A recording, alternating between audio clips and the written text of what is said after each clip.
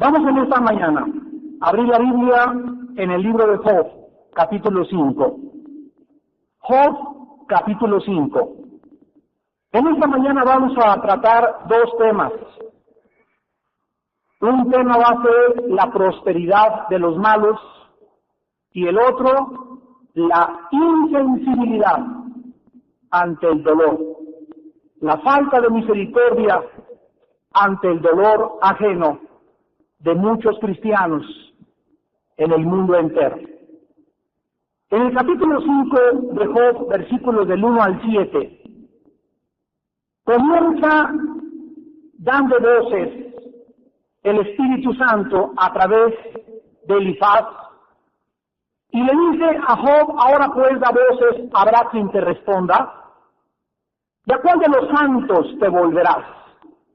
Es cierto que al necio lo mata la ira, y al codicioso lo consume la envidia. Yo he visto al necio que echaba raíces, y en la misma hora maldije su habitación.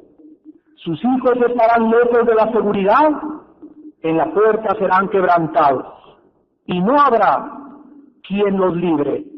Su mies comerán los hambrientos, y la sacarán de entre los espinos, y los sedientos beberán su hacienda. Porque la aflicción no sale del polvo, ni la molestia brota de la tierra. Pero como las chispas se levantan para volar por el aire, así el hombre nace para la aflicción. Elifaz, uno de los amigos supuestos de Job, comienza a través de la intelectualidad y de la filosofía a tratar de decirle a Job lo que él pensaba respecto a su situación de sufrimiento desde su perspectiva, desde la cual él podía sacar conclusiones erróneas, porque la observación de Elifaz se basaba precisamente en las apariencias, en lo que desde afuera podía él observar y como consecuencia calificar. Esto nos enseña en esta mañana que es peligrosísimo juzgar según las apariencias. Cristo lo dijo cuando vino a esta tierra: tened cuidado de no juzgar según las apariencias. Esto significa lo siguiente: si a mí me llega un reporte o un chisme de una persona y me dicen 3 puntos de esta persona, lo primero que yo tengo que hacer, si soy cristiano maduro espiritual, es que esta información que me llega a mí sea de primera mano. Nunca que alguien me diga: me dijeron esto, porque desde que alguien me trae información o te lleva información a ti, de segunda o de tercera mano, tú no puedes confiar 100% en eso, porque ya está aumentado. Ya está de alguna forma distorsionado. Los seres humanos somos expertos en hacer más grandes las cosas o empeorarlas también. Así que cuando me llega la información, si no es de primera mano, desconfío. Número 2, para que yo me pueda confiar en una información, me necesita también llevar otra información para poder cotejar con 2 o 3 testigos. Si yo no tengo esa información de otra fuente, puedo estar equivocado en mi juicio. Y en tercer lugar, yo no puedo tampoco, al ver la situación de una persona, precipitarme y decir: esta persona está bajo una maldición, bajo un anatema o bajo el juicio de Dios. Porque podría estar equivocado, y con la vara que mido, con la vara misma, seré medido alguna vez en mi vida.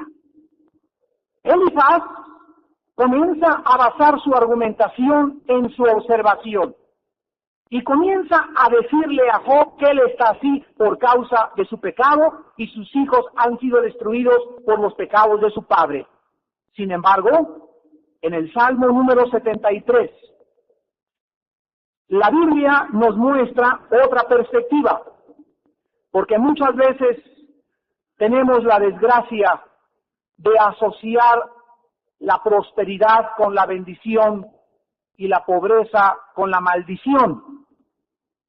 Es claro que muchas veces sí es cierto, a una persona que da a la obra de Dios, no hay la menor duda que Dios la bendice grandemente. ¿Por qué? Porque Dios busca canales para bendecir su obra. Pero también es verdad que hay mucha gente que hace dinero y que no es cristiana, y que le va bien en los negocios, y que triunfa en los negocios, y que hace fraudes y le va bien, y se va de México y nunca lo traen para acá de regreso. También es cierto y nos preguntamos qué pasa, la justicia, etcétera, etcétera.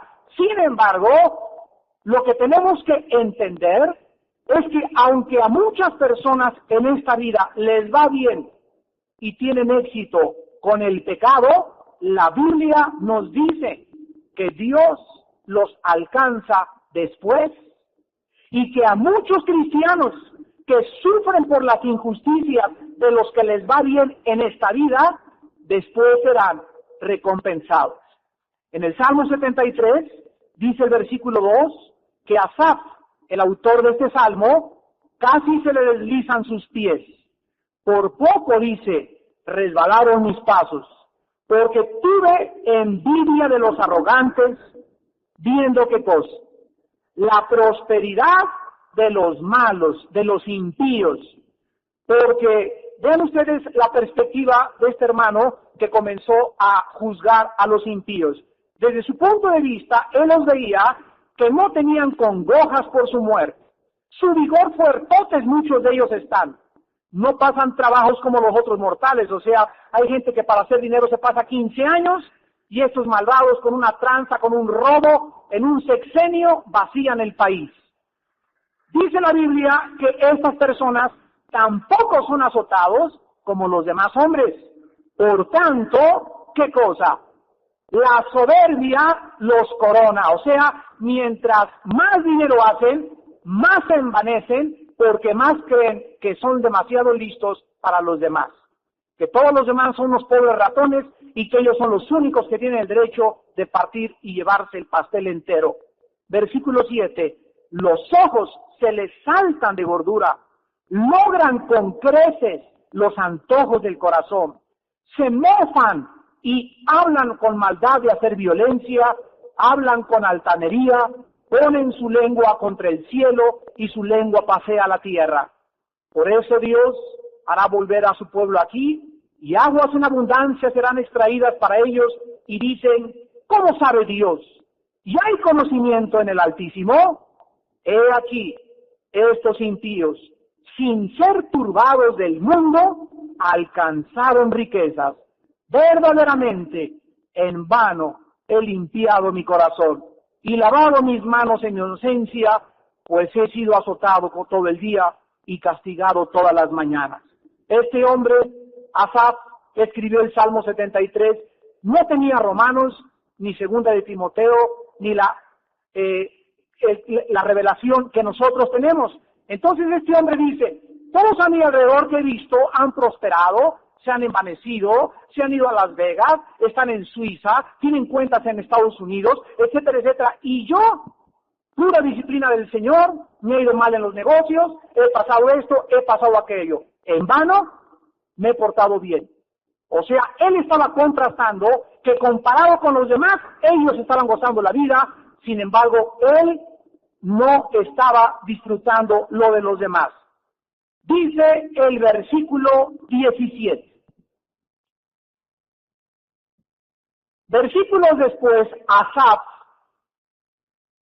a través de la revelación del Espíritu Santo, él no podía ver desde la perspectiva humana lo que pasaba con estas personas que aparentemente les va bien en la vida y a los buenos les va mal, pero dice Asaf que hasta que entrando a la presencia de Dios, hasta que estuvo en el santuario de Dios, hasta que venimos a la Biblia, hasta que nos hincamos y hacemos contacto con Dios en oración, hasta ese momento tenemos la revelación.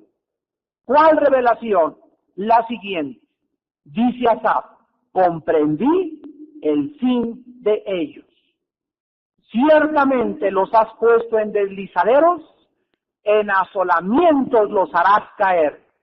¿Cómo han sido asolados? De repente. Perecieron, se consumieron de terrores, como sueño del que despierta.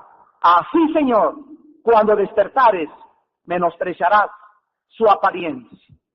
Estas personas que en esta vida no son alcanzadas por la ley, ni metidas en la cárcel, ni tampoco triunfa la justicia aparentemente, ¿cuánto tiempo disfrutaron de su vida? 30 años, 40 años, a lo mucho.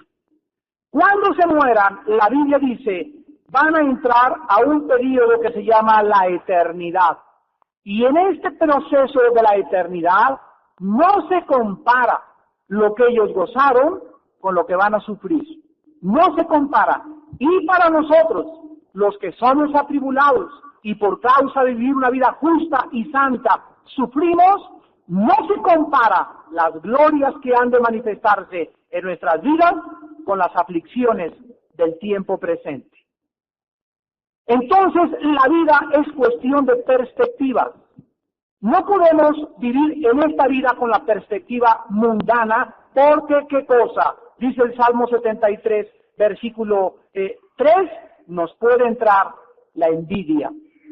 Nos puede entrar la envidia viendo cómo la gente mala aparentemente se divierte. Cuidado con la envidia, cuidado con la iniquidad. Dice el Salmo 37 también, del 1 al 2, que a David le sucedió lo mismo que a Asaf. Y le dice Dios, no tengas envidia de los que prosperan, porque como la hierba serán pronto cortados.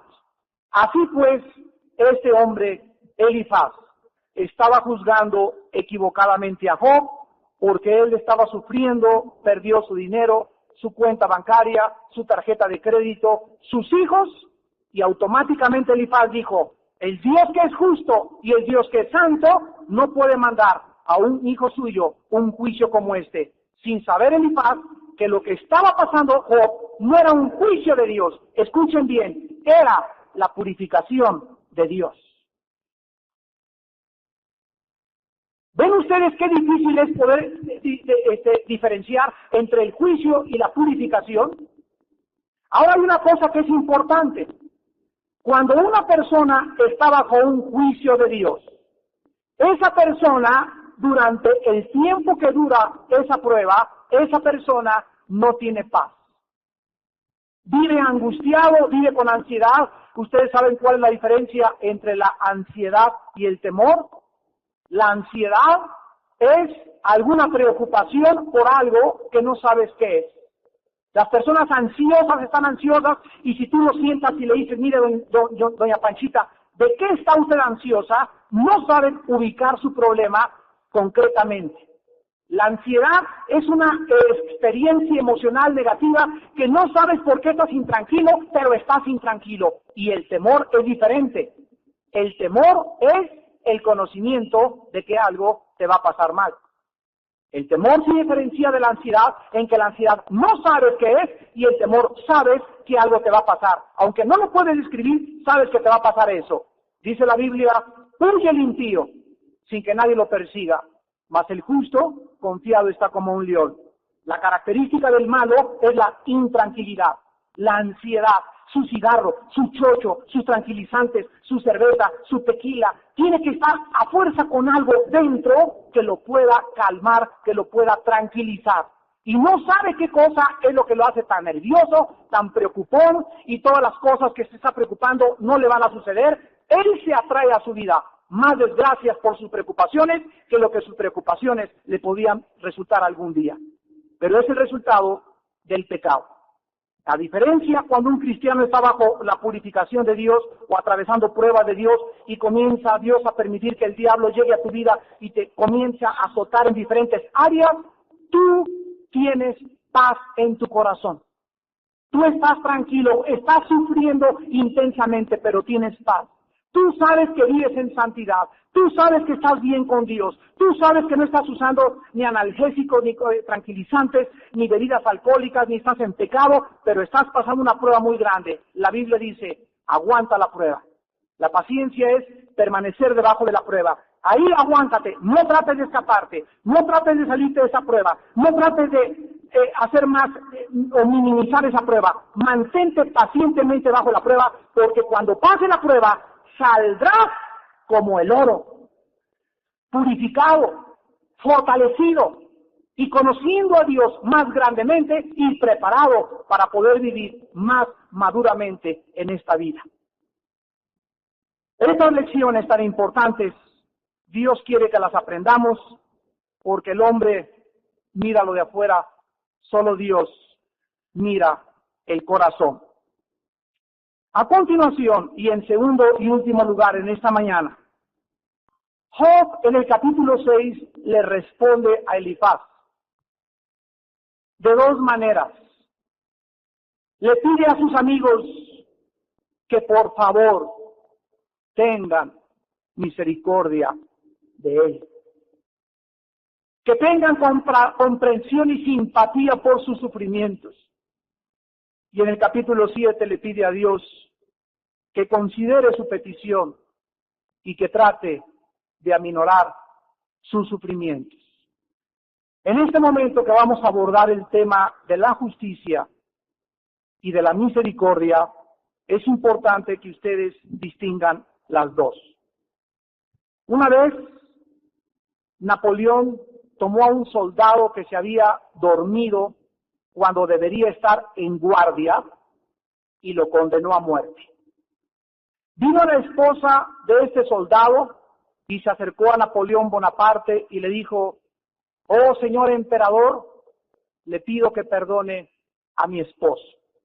Napoleón le contestó a esta señora: señora, yo no puedo ser injusto porque puso en peligro la vida de mi soldado, su esposo. La señora le volvió a decir a Napoleón: señor emperador, yo reconozco que mi esposo es culpable y no le vengo a pedir justicia, le vengo a pedir misericordia.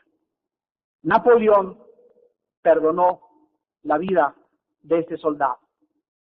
La justicia es cumplir nuestro deber, es hacer lo que tenemos que hacer. Misericordia es extender el perdón antes de que nosotros ejecutemos el juicio. ¿Está claro? Cuando tú eres justo, estás cumpliendo tu deber.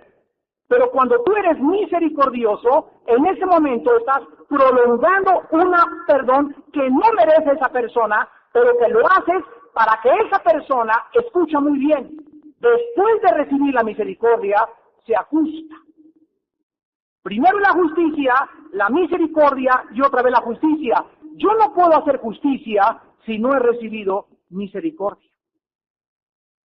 En una parábola Cristo enseñó que un rey o un señor tenía un siervo que le debía casi $1,000,000. Es una cantidad grandísima la que se pone ahí en ciclos de plata para que entendamos en nuestra mente que era imposible pagar nunca esa cantidad de dinero. Y viene el rey y le dice al siervo: te perdono la deuda que tenías conmigo. Este siervo, inmediatamente después de salir de la presencia del rey, se encontró a un compañero de trabajo que le debía 500 pesos. Y le dice a su compañero de trabajo: ¿me pagas o te meto a la cárcel? Y como el otro no podía pagarle, que lo mete a la cárcel.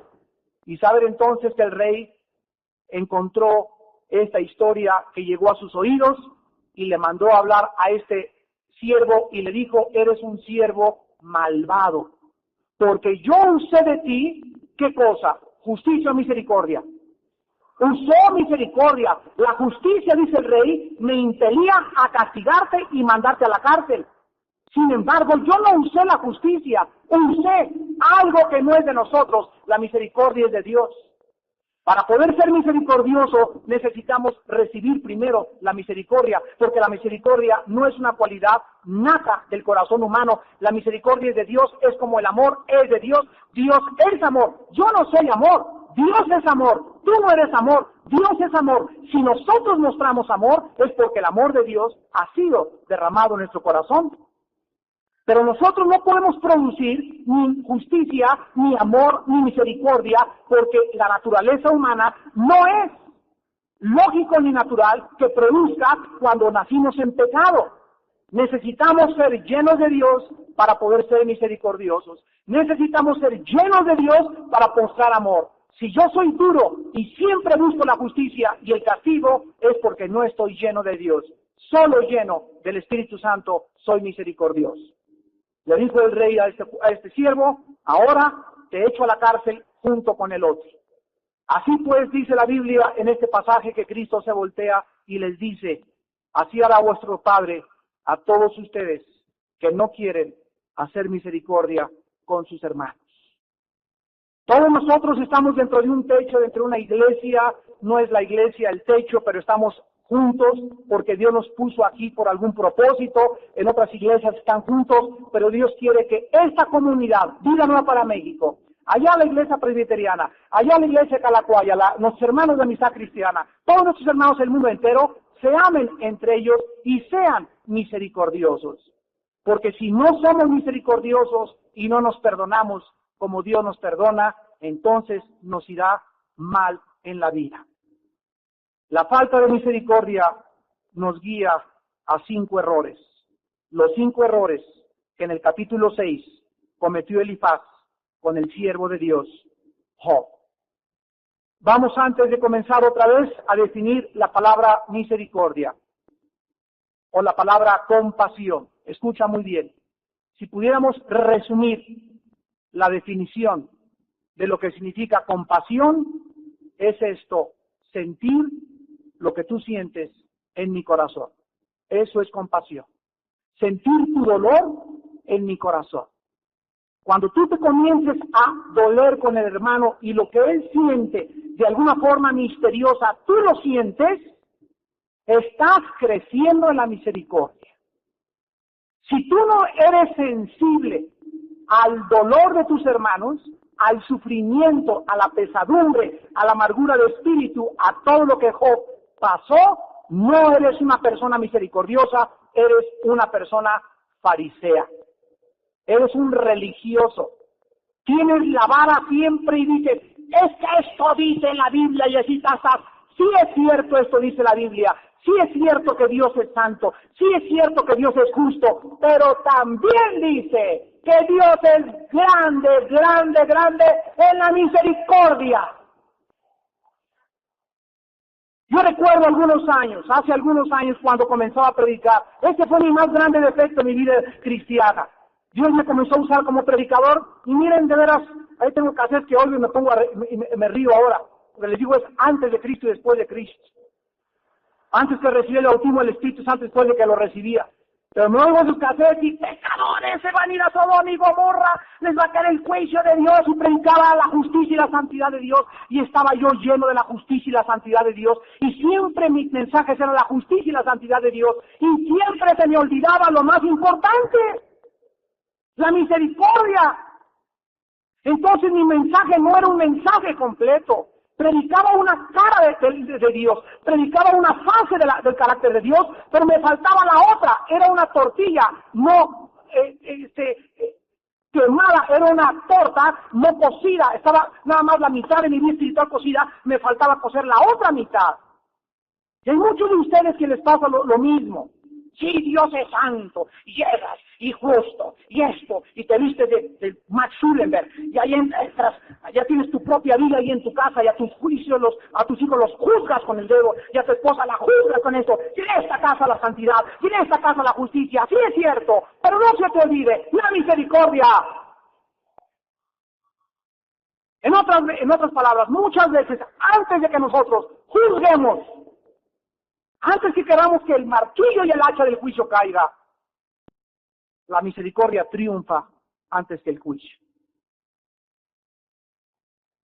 Dice en Job capítulo 6, versículos 1 al 3, el primer error de la falta de misericordia, la insensibilidad ante el dolor. Respondió entonces Job y dijo, oh, que pesase injustamente mi queja y mi tormento, y se alzasen igualmente en balanza, porque pesarían ahora más que la arena del mar.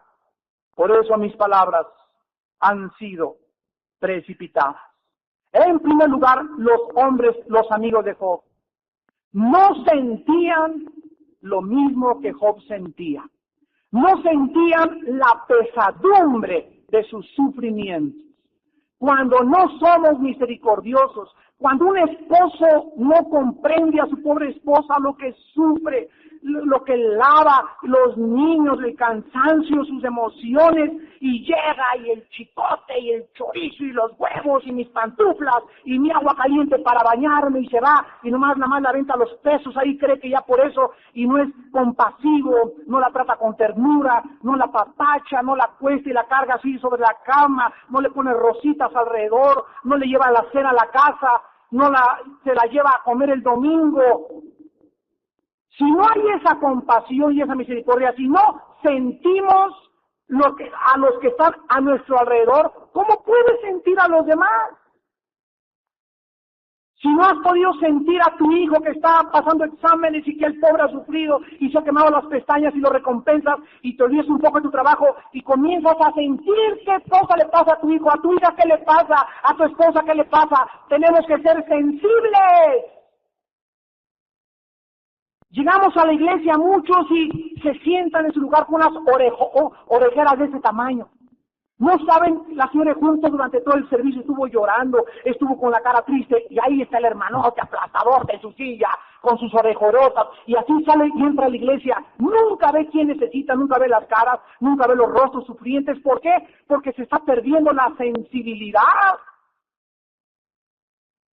Es como el levita en la historia de Cristo, que pasan ahí por la calle y ven al hombre tirado y como si fuera basura. No entendemos que los seres humanos no son animales.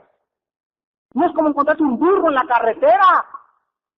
Acuérdense qué pasó con los nazis, lo decíamos en el desayuno. Los nazis comenzaron a insensibilizarse, a deshumanizarse cuando comenzaron a pensar que los judíos no eran humanos, eran ratones, y los mataban como ratones, los formaban en hilera y ¡paz! Un balazo uno en la nuca.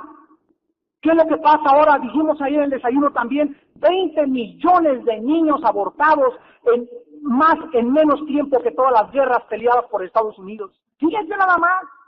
¿Qué pasa con el aborto? Que se comienza a enseñar que los niños dentro de la matriz no son más que un tejido inservible, desechable. Se pierde la sensibilidad, se pierde la humanidad, nos convertimos en máquinas y sacan a ese tejido, como le llaman ellos, sin saber que es un ser humano formado desde el estado embrionario. Sus ojos han visto a Dios. Los amigos no veían lo que sufría Job. ¿A qué nos ha llamado Dios a nosotros? ¿A qué nos ha llamado? A que vayamos por el mundo, que llegues a la oficina, allá está tu secretaria, quién sabe qué le pasa, es que siga llorando. Tú eres cristiano, eres un hombre de Dios, eres una mujer de Dios, acércate, ¿qué le pasa a Cristinita? Pues fíjese que hay algo que le puedo ayudar. Acuérdense una cosa también muy importante, ¿verdad? Y muy peligrosa. Los hombres nunca debemos involucrarnos emocionalmente con una mujer que no sea nuestra esposa. Acuérdense de esto. Cuando viene una hermanita, y que se abrazar, a ver, espérame tantito, le hablo a mi esposa.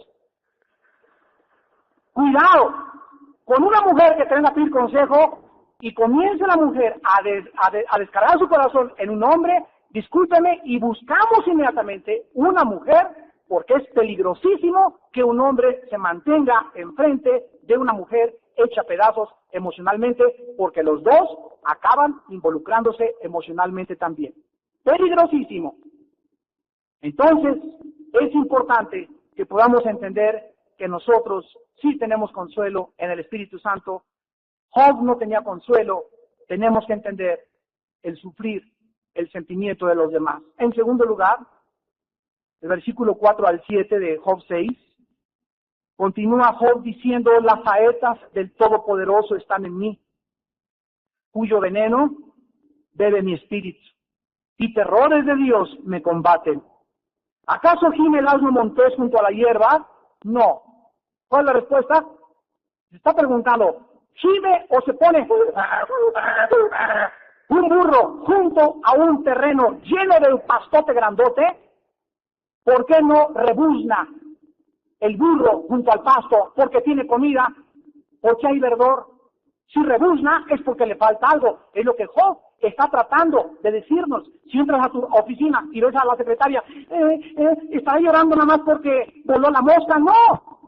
La gente está triste por algo, la gente está amargada por algo. Nosotros somos los instrumentos que Dios usa para tocar a esas personas, para acercarnos a esas personas, para abrazar a esas personas, para hacerles sentir. Dios a través de nosotros les quiere hacer sentir que las ama. Si está amargada la hermana, ese es su problema. Tú trata de menguar, de hacer mucho menos su amargura y su tristeza de espíritu. Si no eres tú, ¿quién va a usar? ¿Dios? ¿A tu perro? Y esta es lo elemental del cristianismo. El amor, la misericordia. El día que comencemos a deshumanizarnos y a insensibilizarnos, recuerden ustedes que entonces ya Cristo está a la puerta, porque Cristo dijo que por haberse multiplicado la maldad, el amor de muchos se iba a enfriar. Y yo me doy cuenta en la iglesia, en los estudios, a donde vamos a predicar, en qué termómetro espiritual podemos medir esa iglesia. Y siempre es no los dones, no los milagros, nada. Lo más evidente de una iglesia sana, santa y saludable es el amor que se tienen unos por otros. El amor es lo que cubrirá multitud de faltas y el amor es lo principal, porque si no tenemos amor no somos nada. Dice aquí Job en el versículo 5, muge el buey junto a su pasto. ¿Se comerá lo desabrido sin sal? ¿Qué contestas tú? ¿Por qué le pones sal a la comida? Para darle sabor. ¿Por qué no te la comes sin sal? Porque te gusta el sabor. Job está diciendo, ¿que no se dan cuenta que mi vida carece en este momento de sabor? Una persona que sufre, aunque le traigas a Pinocho, a Blancanieves, tráele a Tribilino, tráele a Cepillín, no se va a reír. ¿Por qué? Porque nada con lo que pueda sazonar su vida la va a poder darle sabor. Es mucho más profundo su dolor que lo que le puedas dar externamente para poder consolarla. Dice el versículo 6, se comerá lo desabrido sin sal. ¿Habrá gusto en la clara del huevo? A ti te gustan rancherote con jamón y tocino, ¿verdad? ¿A quién va a quitarle la yema al huevo y se va a comer la pura clara? A menos que, bueno, no que te falte un tornillo, pero si eres una persona más o menos normal, que le gusta lo normal, te come la yema del huevo, que es lo más rico y lo que más colesterol tiene también, ¿verdad? En segundo lugar, cuando no hay sensibilidad, estos hombres no solamente no sentían los sufrimientos, sino que tampoco entendían la amargura de su espíritu. Job se sentía como un blanco que estaba recibiendo las flechas de Dios. Se sentía como si Dios lo hubiera escogido sin entender por qué, y las flechas se encajaban en su corazón. Y esta amargura de no entender el plan de Dios comenzó a envenenar el alma profunda de Job. Job no necesitaba acusaciones, Job necesitaba consuelo, compasión que le hiciera sentir menos su dolor. En el Salmo 25, versículos del 16 al 21, la Biblia dice, mírame, ten misericordia de mí, porque estoy solo y afligido. Amados santos de Dios, ¿cuántos vienen a la iglesia pidiendo esto? Oh, cuánto quisiera que alguien me mirara.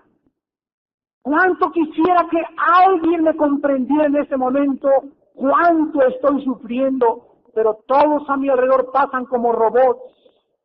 Cada quien en sus problemas, unos a comprar, otros a ir, otros les gusta la predicación y se salen, pero pocos vienen a ministrar.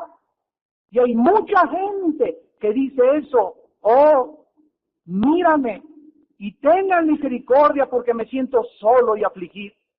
Las angustias de mi corazón se han aumentado, sácame de mis congojas, mira mi aflicción y mi trabajo y perdona todos mis pecados. Desde luego que es Dios el que finalmente nos consolará. Es Dios el que mostrará su misericordia. Pero ese Dios, grande en la misericordia, usa hombres. Dios no se le va a aparecer a esta hermana en esta mañana que está sufriendo en la forma del ángel Gabriel y le va a decir, mi hijita, aquí estoy. Dios usa mujeres. Seres humanos como tú y como yo, que nos llamamos cristianos, a nosotros nos usa Dios para que nosotros seamos el instrumento de Dios. Si no somos nosotros, repito, entonces la gente va a decir, ¿dónde está Dios en esta reunión? Nosotros somos el instrumento, el canal de Dios. Hermano y hermana en Cristo, ya no vivas para ti misma. Esos cristianos que se sientan siempre hasta atrás y así, como la India María, se echan ahí con su rebozo y les da pena todo, y el sombrero, que se te quite lo tímido, que se te quite lo inhibido y lo introvertido. El cristiano no puede ser así, que así soy, pues cambia. Tú no puedes ganar almas así, que soy muy penoso, pues que se te quite lo penoso.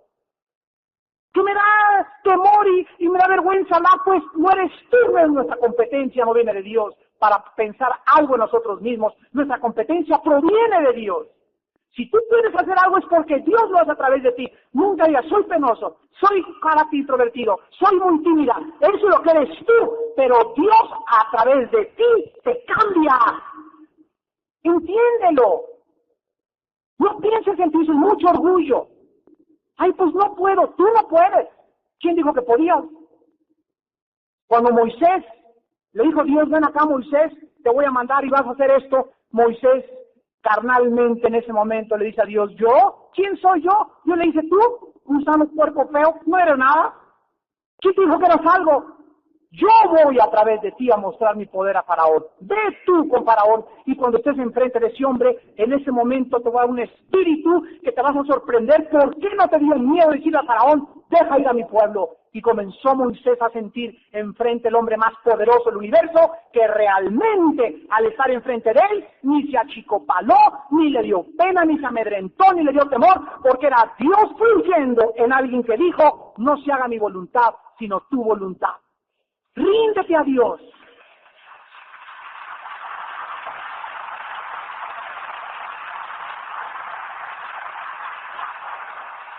En tercer lugar, en el versículo del 8 al 13 de Job 6, tenemos el tercer error de la insensibilidad y la falta de misericordia, dice Job 8 al 13. ¿Quién me diera que viniese mi petición y que me otorgara a Dios lo que anhelo? Que agradara a Dios quebrantarme, que soltara su mano y acabara conmigo. Sería aún mi consuelo. Si me asaltase con dolor sin dar más tregua, que yo no he escondido las palabras del santo. ¿Cuál es mi fuerza para esperar aún? ¿Y cuál mi fin para que tenga aún paciencia? ¿Es mi fuerza la de las piedras o es mi carne de bronce? ¿No es así que ni aún a mí mismo me puedo valer y que todo auxilio me ha faltado? En tercer lugar, aquí encontramos a un hombre al borde de la desesperanza. Un hombre que ya estaba haciéndoles tratar de sentir a sus amigos, que estaba al borde ya de perder toda esperanza. Escuchen esto y esta lección es tan importante. Cuando una persona sufre mucho tiempo, cuando el sufrimiento es muy intenso, esa persona puede llegar a un momento donde ya no puede controlar su vida. ¿Escucharon? Cuando se sufre por mucho tiempo y muy prolongadamente, sin consuelo y sin fortaleza, la persona puede comenzar a perder la razón. Puede comenzar a ser afectada de sus facultades mentales. Esa persona llega a la desesperanza. Vean ustedes que le sucedió lo mismo en el libro de Éxodo, capítulo 6, versículo 9, al pueblo de Israel, cuando estuvieron muchos años bajo el látigo del capataz, del faraón de Egipto. En Éxodo 6, versículo 9, ya Moisés les habla a los hijos de Israel diciéndoles, ya ven a la libertad, ya vienen a la libertad, ya nos vamos. Y dice, de esta manera habló Moisés a los hijos de Israel, pero ellos no escuchaban a Moisés. ¿A causa de qué? De la congoja de espíritu y de la dura servidumbre. Era tan grande el dolor de la esclavitud. Habían sido apaleados durante tanto tiempo que ya estas personas estaban casi insensibles. Y cuando se les trajo y les dijo, aquí está la Coca-Cola, el Sprite con hielos, aquí llegó el agua fresca, ya no oían, ni creían, ni podían entender, porque el dolor les había quitado la esperanza. En el versículo 11 de Job 6, Job lo exclama claramente, ¿cuál es mi fuerza para esperar aún? En otras palabras, ¿podré tener el día de mañana fuerzas para seguir viviendo? Y en segundo lugar, ¿y cuál es mi fin para que tenga paciencia? Miren ustedes, si Job hubiera tenido en ese momento un vislumbre, un rayo de luz que le dijera, vale la pena que siga soportando este sufrimiento, dice Job, sigo caminando y soporto el sufrimiento. Pero cuando no hay un rayo de luz, cuando no hay un rayo de esperanza que nos diga, tu vida va a cambiar, las nubes oscuras se van a ir, ya viene el sol, ya se va a aclarar, el ser humano se derrumba en la desesperanza, se desvaloriza y pierde las ganas de seguir viviendo. ¿Conocen ustedes a gente que esté atravesando esto? En tu familia, amistades, gentes que están acabadas, desesperadas, mujeres que han sido tan maltratadas por los esposos que han quebrado y quebrado y quebrado y que no han tenido nada, que han sido abandonados, hijos también que no les ha ido más que como en feria desde que nacieron. Toda esa gente a nuestro alrededor, ¿quién le va a llevar la luz? Contéstenme, amados. Vosotros sois la luz del mundo. ¿Quién sino tú y yo podemos levantar y entrar a una casa y poner la lámpara alto y decirles, aquí hay una luz? Nadie más que nosotros. En tu familia, con tus amigos, en tu oficina, en tu trabajo, en tu escuela, muchachos, ¿cuántos jóvenes están degenerados ya con SIDA? Acuérdense ustedes que los condones no protegen del SIDA. Ya salió oficialmente en la revista Medical Journal de Los Ángeles que ya el 45% de los condones no filtran el microvirus del SIDA. ¿Quién les va a llevar esa luz a los jóvenes, a los maestros, a donde vayas de vacaciones, a la tienda con doña Pachita, al lechero? Tú y yo. Y una vida tenemos, nada más, una sola vida tenemos. ¿Para qué? Para alumbrar. Para decir a la gente, vengan a Jesús. Él es la luz del mundo. En Cristo encontrarás tu paz. En Él hay perdón de pecados. Sí hay esperanza. Sí te va a ir bien. Sí van a cambiar la situación. Te tiene que amanecer. Dios cambiará tu lamento en baile. Desatará tu silicio en alegría. Aunque hayas llorado mucho y estés sufriendo mucho, viene la luz. Pero para que puedas tú tener esa luz, necesitas esa luz en tu corazón. Por eso dice la Biblia que el de ánimo amargado entristece los huesos y los seca. ¿Cómo pues con esa carga amargada y pasa de uva que tienes? Alegrar a alguien, al revés, los contagias y los haces igual que tú, les transfiere su espíritu. El amargado transfiere su espíritu y los vuelve amargados. Por eso en las iglesias, cuando los líderes son amargados y puro veneno y puro ataque y ataque, la gente se vuelve igual y lo semejante atrae lo semejante. Sus congregantes son como su líder. ¿Por qué? Porque así es la ley de la vida.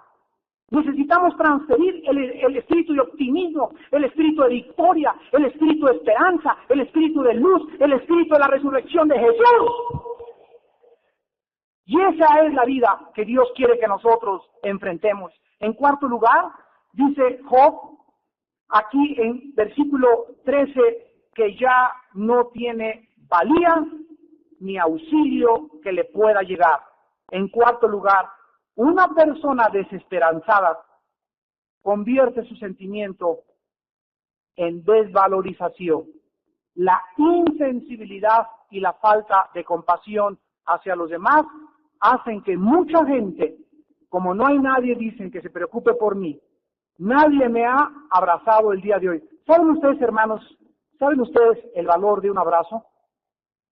¿Sabes tú lo que significa que ahorita a la salida, no sé a quién, le pongas el brazo alrededor del hombro y le digas, Pancho, te amo a ti y a tu familia, estamos con ustedes? ¿Saben lo que Pancho siente cuando alguien le pone el brazo y le dice, estamos con ustedes? ¿Ustedes creen que, por ejemplo, nosotros los líderes, porque estamos aquí, no somos igual que ustedes? ¿Somos simples humanos? Cuando yo llego un día a la iglesia y me recibe una hermana con un recadito, hermano, le amamos a ustedes, familia, estamos orando por usted. Ese recadito significa tanto para mi vida, me anima tanto, me levanta el espíritu tanto saber que alguien aquí se acuerda de mí, de mi familia. Que alguien tenga una mano caritativa de decirte, te amo, estoy con usted, estoy orando por su familia. Job llega a desvalorizar. La gente está tan desvalorizada. Decía mi esposa, que ahora que tuvieron la visitación del Espíritu Santo, descubrieron cuántas mujeres viven sin valor. Están tan desvalorizadas. Las han tratado tan mal en su casa, sus esposos. Hay tantas mujeres viudas, divorciadas aquí en la iglesia, tan lastimadas por su vida pasada, que ya ellas creen que no valen, que nunca se van a encontrar a nadie que valga la pena, y se van con tlapache, y se casan con cualquiera porque creen que se les da el camión si no se casan. Tantas muchachas que dicen, no estoy tan fea que si no me voy con el chupacabras, a lo mejor me quedo para siempre soltera. Tan desvalorizadas, y hombres también, ¿verdad?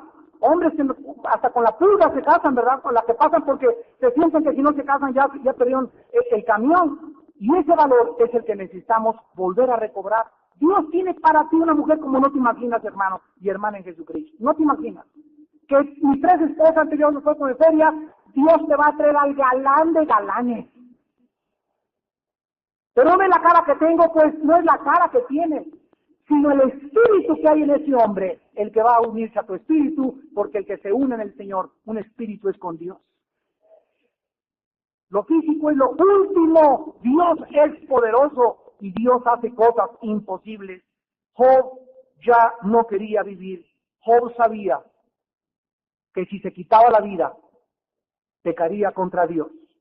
Por eso le dijo a Dios, llévame. Elías le dijo a Dios, llévame. Moisés le dijo, ya se acabó, mejor llévame. Yo también, muchas veces, le he pedido a Dios que me lleve. No es pecado decirle, Señor, ya no soporto tanto sufrimiento, llévame. Pero si no me quieres llevar, fortaléceme y dame la luz para seguir viviendo para ti. Job pidió en el libro más de 6 veces. Los amigos de Job no sabían lo que era despertarse y sentir dolor, desayunar y sentir dolor, comer y sentir dolor. Job no quería despertar, eran las 4 o 5 de la mañana y dice, ¿para qué despierto? Me está esperando el dolor. ¿Saben lo que es eso ustedes? ¿Han pasado algo semejante en algún hospital? Donde enfermos ya no quieren amanecer porque amanece y el dolor. ¿Y nosotros dónde estamos los cristianos? Ese dolor es el que los amigos no comprendían, es el que nosotros tenemos que entender con nuestra gente que está sufriendo, porque esos son los hospitales, las prisiones, donde esa gente sufre lo más grande de toda su vida. Y finalmente, en el versículo 14 les dice Job, el atribulado es consolado por su compañero, aún aquel que abandona el temor del Omnipotente. Pero mis hermanos me traicionaron como un torrente, pasan como corrientes impetuosas que están escondidas por la helada y encubiertas por la nieve. Que al tiempo del calor son deshechas y al calentarse desaparecen de su lugar. Se apartan de las sendas de su rumbo, van menguando y se pierden.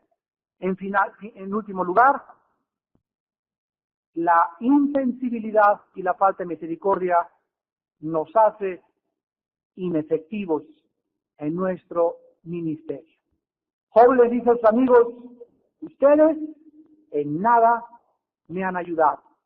¿Cómo podemos ayudar si no somos compasivos y misericordiosos por los demás. Nosotros debemos de perdonar, dejar a Dios el juicio. El acusador es uno que es el diablo. Nosotros nunca vamos a ser acusadores. El acusador es el diablo. El que juzga es Dios. Pero nosotros seamos misericordiosos, como nuestro Padre es misericordioso. Nunca sintieron lástima, ni se compadecieron de sus sufrimientos. Nunca lo trataron de ayudar espiritualmente.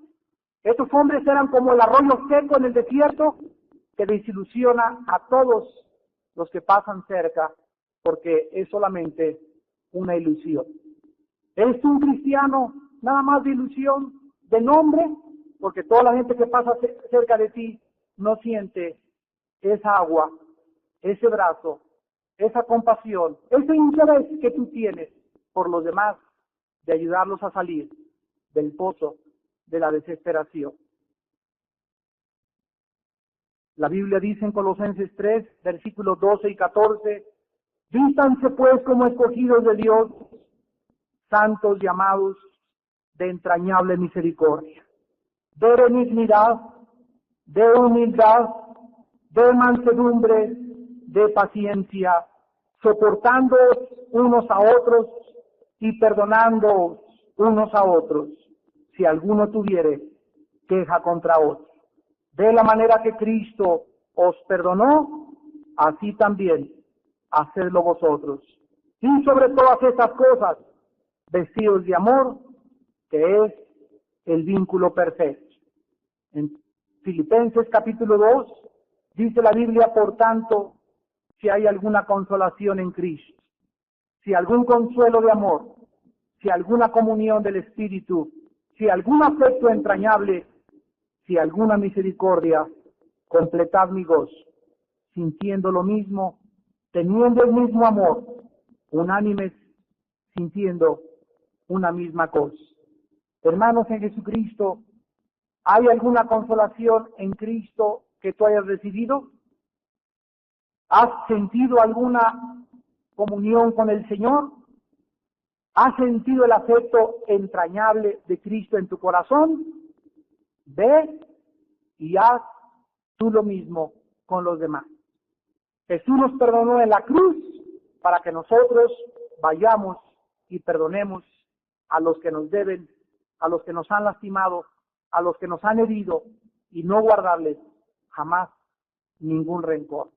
La insensibilidad nos convierte en animales guiados por instintos y no por los sentimientos de un corazón que Dios ha lavado con la sangre preciosa de nuestro Señor Jesucristo. En esta mañana, si tienes algo contra alguien, perdónalo. En esta mañana, no te salgas por esa puerta sin que a alguien, aunque no lo conozcas, ¿cuánta gente llega aquí y no se conoce todavía? Se encuentran en la calle y trabajan en la compañía y ni siquiera sabían que van a la misma iglesia. Porque cuando salen, no te acercas y le dices, oiga, disculpe, mi nombre es fulano de tal, mucho gusto, no lo conozco, ¿desde cuándo está usted? Pues estoy aquí, etcétera, etcétera. ¿Por qué? Porque no quieren involucrarse en la vida de los demás. Y así no se puede ser un cristiano misericordioso y lleno del amor de Jesucristo.